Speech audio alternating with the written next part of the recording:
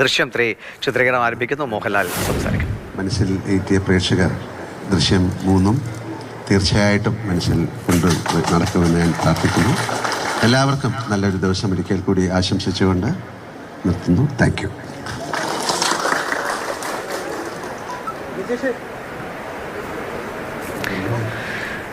ദൃശ്യം 3യുടെ ചിത്രീകരണം കൊച്ചിയിൽ ആരംഭിക്കുകയാണ്.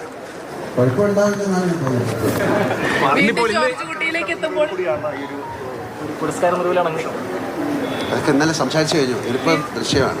ഇന്നലത്തെ കാര്യം ഇന്നലെ. ഇപ്പം ഞാൻ പോവാണ്. ഇത് കഴിഞ്ഞാണ്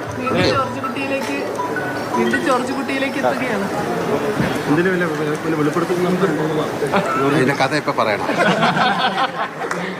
ജോർജ് കുട്ടി എന്തെങ്കിലും ഒരു കുഴപ്പമുണ്ടാക്കും. പേടിക്കുന്നു. അത് കാണാം. എല്ലാവരും അതിന്റെ ഒരു എല്ലാവരും